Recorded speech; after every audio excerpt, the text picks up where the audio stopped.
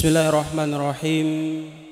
Assalamualaikum warahmatullahi wabarakatuh. Alhamdulillahi rabbil alamin, alladzi khalaqal mauta wal hayata liyabluwakum ayyukum ahsanu amala, alladzi ahyana ba'dama amatana wa ilaihi nusyur. Asyhadu an la ilaha illallah wahdahu la syarikalah wa asyhadu anna Muhammadan abduhu wa rasuluhu la nabiyya ba'dah. Bapak, Ibu, jamaah salat subuh Masjid Agung Darussalam Serui yang sama diberkahi dan dirahmati oleh Allah Subhanahu wa taala. Mari kita kembali mengungkapkan rasa syukur kita kepada Allah alladzi ahyana ba'dama amatana wa ilaihi nusyur. Dialah Allah, zat yang telah menghidupkan kita kembali dari percobaan mati kecil kita sejak semalam.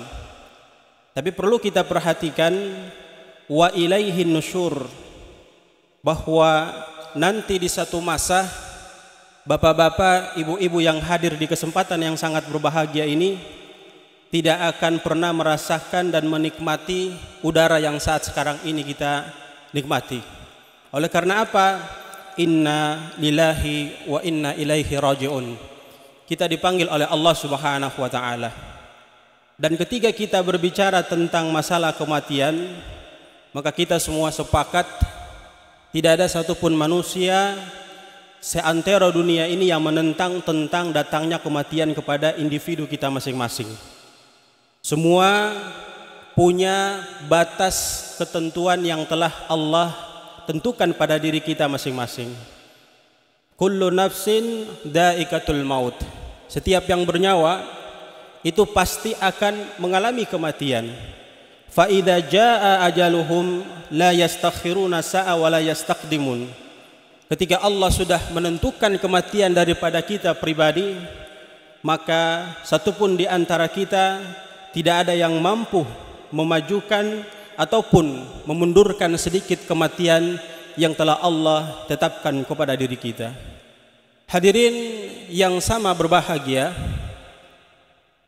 ketika seseorang meninggalkan dunia ini, hal yang terberat yang harus dia hadapi adalah di saat dia dimasukkan ke alam kuburnya.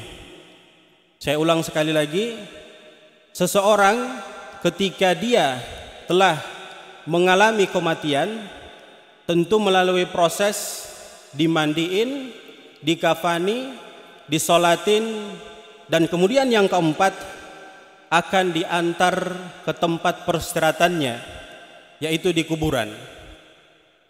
Jumhur ulama telah bersepakat bahwa baik buruknya kita sebagai makhluk Allah untuk mau melihat bagaimana kebahagiaan kita kelak nanti di akhirat adalah bagaimana situasi dan keadaan kita di alam kubur kita masing-masing.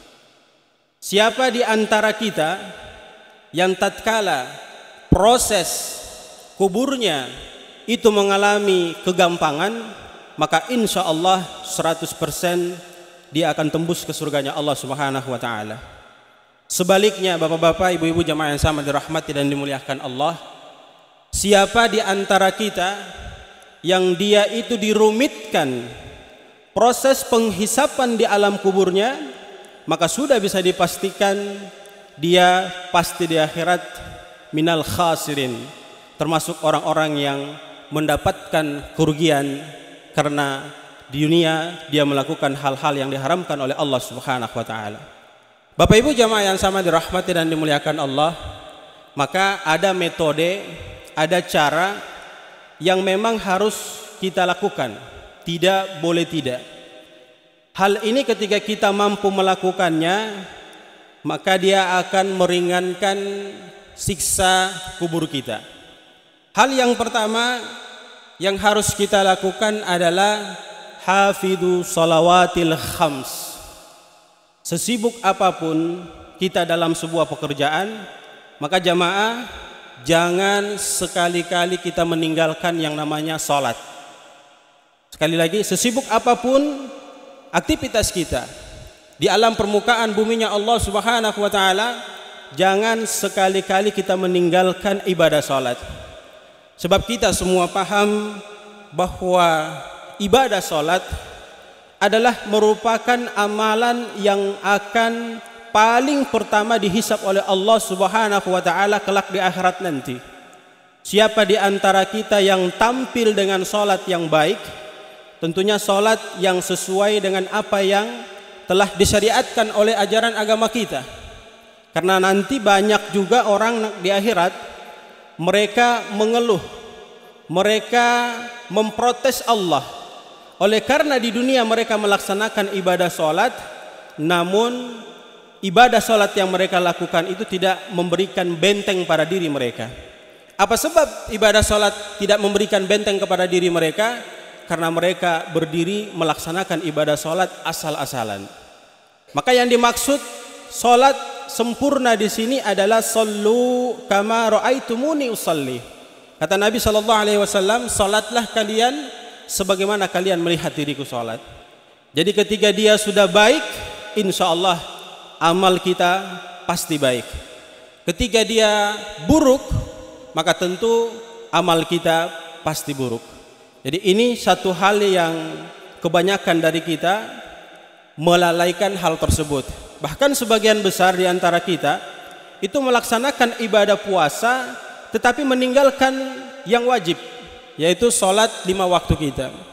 Ya, sesungguhnya kesepakatan ulama itu menyatakan bahwa sehebat apapun dia berpuasa, ketika dia tidak melaksanakan ibadah sholat, maka puasanya sia-sia.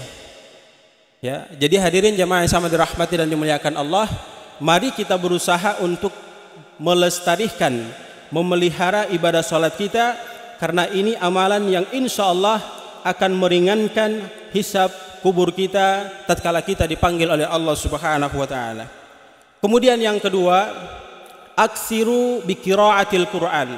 Ya. Kita diperintahkan untuk selalu senantiasa memperbanyak membaca Al-Qur'an. Al-Qur'an ini sangat luar biasa Bapak Ibu jamaah yang sama dirahmati dan dimuliakan Allah. Faedahnya, manfaatnya sangat luar biasa. Kuburan kita insya Allah akan menjadi terang benerang dibandingkan dengan kuburan-kuburan yang lain apabila kita dekat dengan Al-Quran. Maka jangan sampai kita mengabaikan Al-Quran. Dzalikal kitabu la raiba fihi hudal lil muttaqin. Kita tidak perlu ragu, sebab Allah Subhanahu wa taala telah memberikan ketegasan bahwa tidak ada satu kitab selain Al-Quran di mana ketika kita mempelajarinya, maka dia akan menjadi petunjuk bagi diri kita. Dia akan membawa kita dari tempat yang terpuruk menuju ke tempat yang memberikan kebahagiaan kepada diri kita. Maka sangat disayangkan ketika kita mengaku sebagai seorang muslim, kemudian baca Quran saja syukur-syukur sebulan sekali. Ini bahkan setahun tidak pernah membaca Quran. Lagi-lagi karena datangnya bulan suci Ramadan sehingga kita akrab dengan Al-Quran.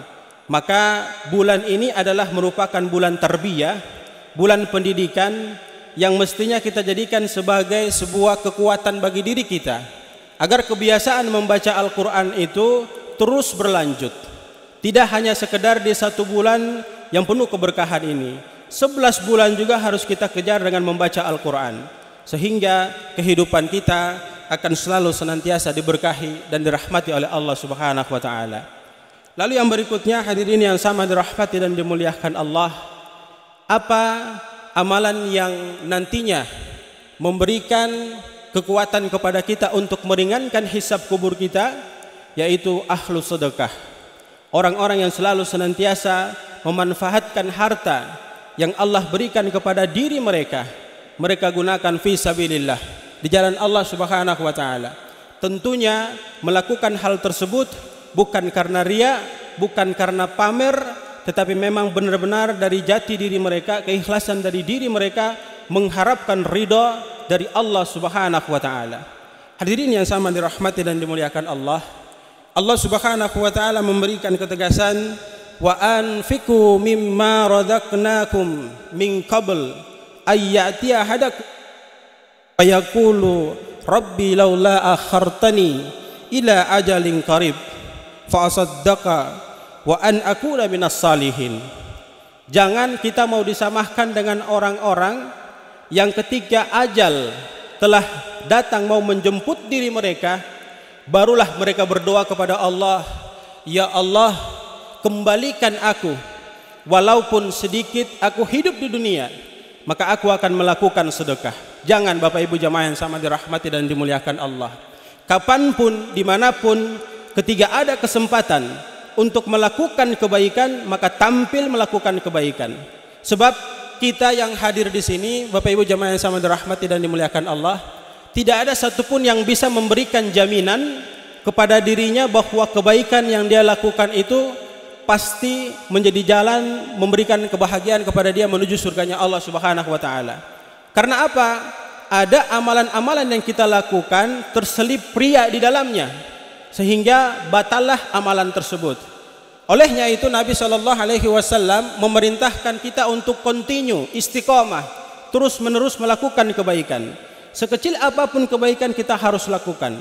Karena Nabi SAW menegaskan bahwa Allah itu paling suka seorang hamba yang dia melakukan kebaikan, walaupun kecil, dia istiqomah dengan kebaikan itu, daripada seorang hamba yang melakukan kebaikan besar kemudian dia berhenti sekian lama baru dia melakukan kebaikan lagi. Maka hadirin yang sama dirahmati dan dimuliakan Allah Subhanahu wa taala, mari kita melatih diri kita untuk melakukan kebaikan terus secara kontinu, secara istiqomah, sehingga boleh jadi ada salah satu kebaikan yang kita lakukan itu akan menjadi jembatan kepada diri kita, membawa kita menuju ke surganya Allah Subhanahu wa taala.